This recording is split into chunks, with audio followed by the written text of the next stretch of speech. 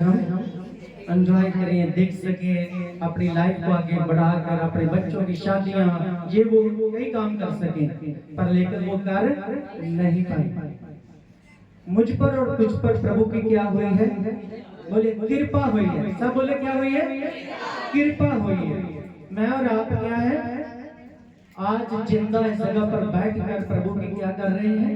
महिमा कर रहे हैं। सब बोलो क्या कर रहे हैं? महिमा कर रहे हैं। बोलो हालेलुया, हालेलुया। सो प्रियजनों, आज हम नए साल के ऊपर ही बातें करेंगे, क्योंकि आज का दिन जो है वो क्या है? नया साल का पहला दिन है। बोलो हालेलुया। हम सब प्रचार सुनते आ रहे हैं, प्रभु यीशु मसीह आने वाला है, प्रभु यीशु मसीह बहुत जल्दी आने वाले हैं। पर क्या हम तैयार हैं? यीशु राजा को आने वाले हैं, क्या हम तैयार हैं? ऊंचे हाथ उठाएं जो तैयार हैं। हालेलुया। माता जी ने अभी अभी बोला कि मैं रात को क्या करती रही हूँ 12 बजे तक, तो बहुत सारे लोगों के हाथ जो थे वो ऊपर नहीं उठे। तो 12 बजे तक कुछ लोगों ने तो मूंगफली खाई होगी बैठ बैठ, है ना? कुछ लोगों ने संगति टेंड की होगी, कुछ लोगों ने छोटी सी प्रार्थना की होगी, प्रभु तेरा धन्यवाद 12 बज गए, नए दिन में हम नए साल में प्रवेश हमने कर लिया है, बस ठीक है प्रभु जी, थोड़ा आगे आप हमारी रखवाली करना। ऐसा ही हुआ होगा, पर नहीं प्रियजनों, ऐसा नहीं होना चाहिए। नए साल में हमें एक नई सोच के साथ, एक नई वाचा के साथ उठना है। जो साल 2000 हम 22 से ले लेते हैं, 22 से ले लेते हैं, जो काम हमने प्रभु के लिए नहीं किए वो 2025 में करने हैं। हालेलुया। आप 2024 में जो अधूरा छोड़ा है वो उसको 2024 में कर दिखाना है। बोलो हालेलुया। क्या रेडी है हम? ऊंचे हाथ उठाएं जो रेडी है प्रभु के लिए करने के लिए। सबसे पहला काम तो मैं आपको दे चुका हूं। पहले क्या करना है? अपने दुश्मनों को क्षमा कर देना है। जिसने भी आपका अनजाने अनजाने में भी दिल दुखाया है उसको भी क्या करना है? क्षमा करना है। हालेलुया। जिन्होंने बड़ा ही दिल दुखाया है उन्हें जाके घर में हैप्पी न्यू ईयर बोल दीजिए और गले लगा लीजिए। जो आपकी बहन है, भाई है, रिश्तेदार है, तो देखिए उसका क्या असर उस पर पड़ता है। हालेलुया। स्वर्ग जाना कोई आसान बात नहीं है। हमारे लोग, हमारी कौम के लोग छोटी छोटी बातों से ही रह जाएंगे। जेड़ा अपने भाई को माफ नहीं कर सकता, जेड़ा अपनी बहन को माफ नहीं कर सकता, वो व्यक्ति कभी भी स्वर्ग में नहीं प्रवेश करेगा। अगर आज हमने 2025 में प्रवेश किया है, इसको छोड़कर हमने स्वर्ग में भी प्रवेश करना है ना? धरती तक मत सीमित रहिए, स्वर्ग तक सोचिए। छोटी सी भूल भी आपकी कहीं रह गई, छूट गया कोई काम, अधूरा छूट गया, तो आप स्वर्ग में प्रवेश नहीं कर पाओगे। मूसा की गलतियां बड़ी नहीं थी कोई, उसने कितनी सीटियां लगाई थी? एक कहा गया था तो कितनी लगा दी थी? 2 लगा दी थी। कनान देश में प्रवेश नहीं कर पाया। प्रियजनों, हमें इन चीजों को देखे, अपने आप में झांके कि जो मूसा वर्गा नबी, जो परमेश्वर से डायरेक्ट बात करने वाला बंदा, वो कनान देश में प्रवेश नहीं कर पाया, तो हम स्वर्ग में कैसे प्रवेश कर पाएंगे? सबसे बड़ी बात है एक दूसरे को माफ करना। बोलो क्या करना? आपकी आवाज नहीं, बोलो क्या? माफ करना। और माफ करना एक दूसरे को बहुत जरूरी है। अगर माँ बाप से भी गिला है कोई, तो उनसे भी माफी मांग ले, क्योंकि वचन में सबसे पहले माता पिता के बारे में लिखा गया है। वहां पे लिखा है, बाल को अपने माता पिता का दिल मत दिखाओ, उनको गुस्सा मत दिलाओ, उनको रिस मत दिलाओ। हमने अपने माता पिता से भी जाकर सुलह कर लेना है। ये सबसे बड़ी बात है। हालेलुया। फिर आ जाती है भाइयों की बारी, तो भाइयों को भी एक दूसरे को क्या करना चाहिए? क्षमा करना चाहिए। फिर आ जाती है घर में, जो घर की गृहणियां होती है ना, संस्कृत में घर की बहू को गृहणी बोल देते हैं। Hallelujah, hallelujah. और एक दूसरियों को क्या, वो एक दूसरे से क्या कर ले? सुलह कर ले। दरानी, देवरानी, जेठानियां क्या कर ले? एक दूसरे के साथ सुलह कर ले। उनके लिए बड़ा मुश्किल काम है, पर करना है। अगर करेंगे तो स्वर्ग में प्रवेश करेंगे, नहीं तो वो नहीं कर पाएंगे। हालेलुया। हम मसीही लोगों का हाल है तो हम दूसरों को क्या शिक्षा देंगे कि अपने ही घर ना सुधरा सके। बाइबल में लिखा है एक दूसरे के लिए क्या बनो, नमूना बन जाओ। तुम दूसरों के लिए तस्वीर बन के सामने हो, क्योंकि प्रभु ने यूहन्ना के अंजील 15 अध्याय की 12वीं आयत में लिखा है कि तुम एक दूसरे से क्या रखना, प्रेम रखना, मोहब्बत रखना।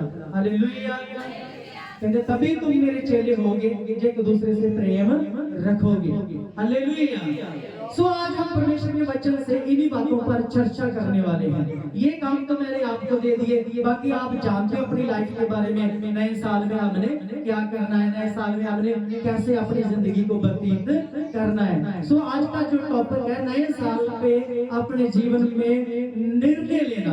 हालेलुया। आज का विषय नए तरीके से अपनी जिंदगी को आज वचन के अकॉर्डिंग चलाने के लिए निर्णय लेना है। हालेलुया। हालेलुया। तो चलते हैं वचन को हम पढ़ते हैं, प्रभु के वचन में हम चलते हैं। रोमियो की पुस्तक अध्याय 12 उसके 2 वचन से पढ़ेंगे और वहां पे भी कुछ आप लोगों के लिए प्रभु ने रखा है।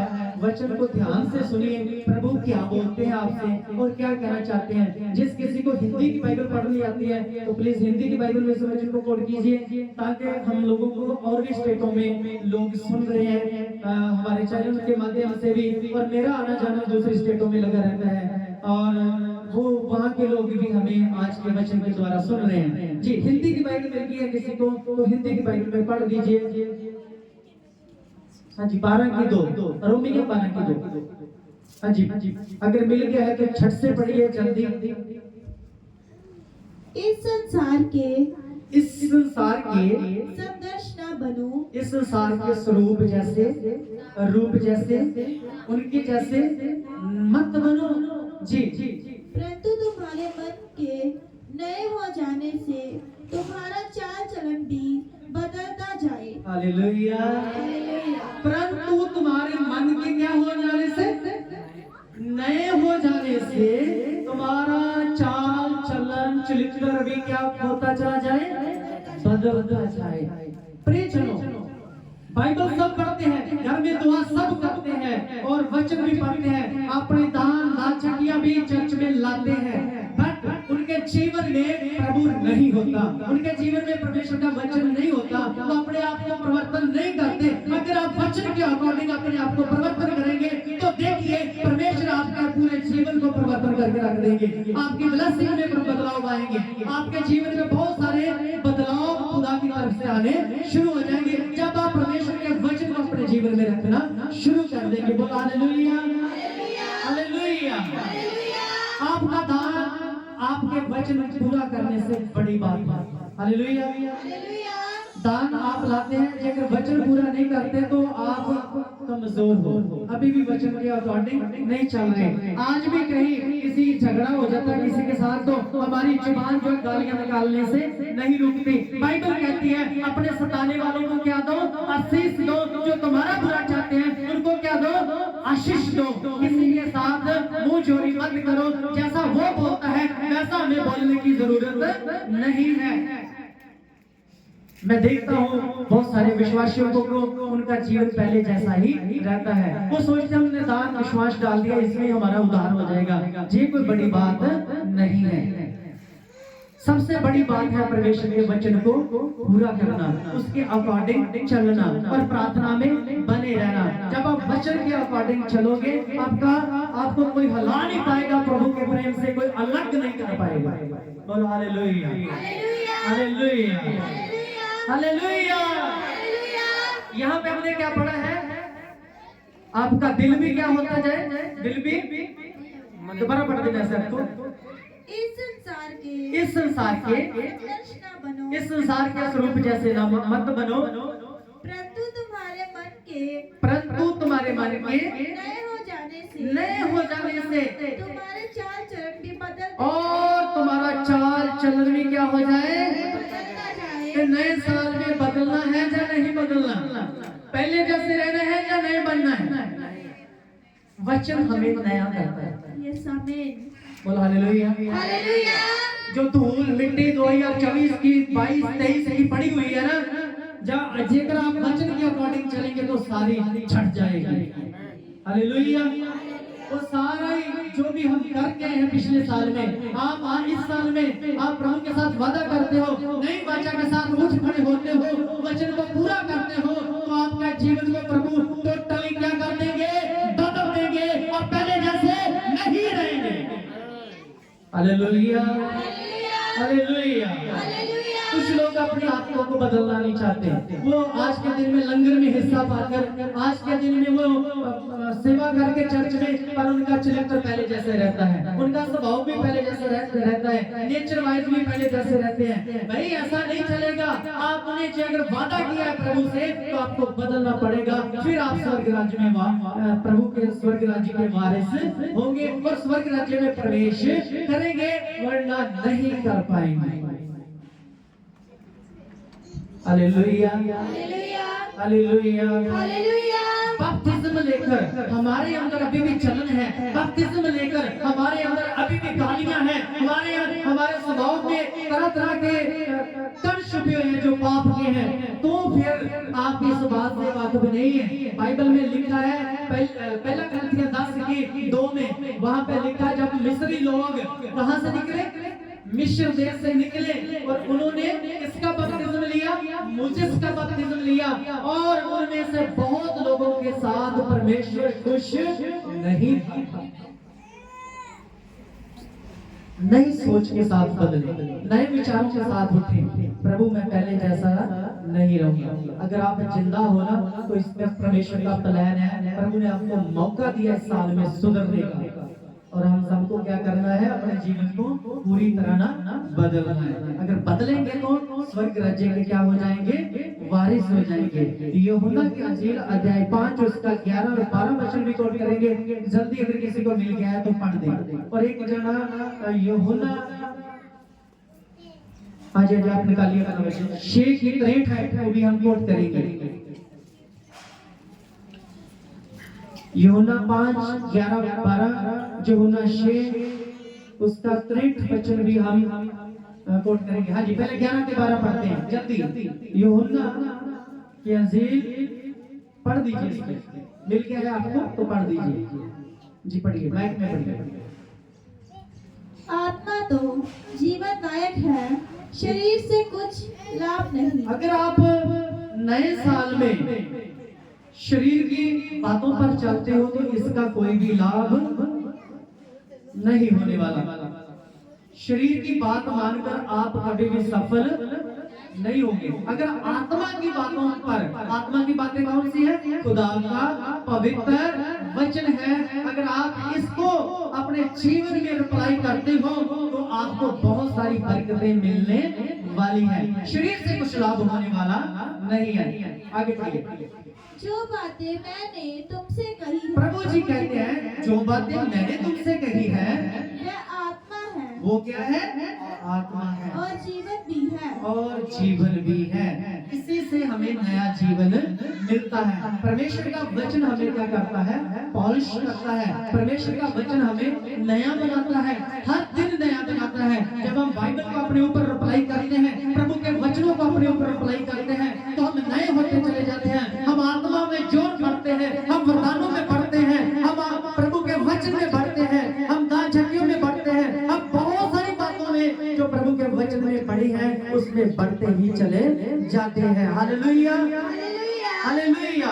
क्योंकि परमेश्वर का वचन आत्मा है, ये हमें बुराई करनी नहीं सिखाता। परमेश्वर का वचन हमें गालियां निकालना नहीं सिखाता। परमेश्वर का आत्मा हमें शीश देना सिखाता है, ब्लेसिंग बांटना सिखाता है, खुशियां बांटना सिखाता है, और ये सिर्फ परमेश्वर के वचन से ही हो सकता है।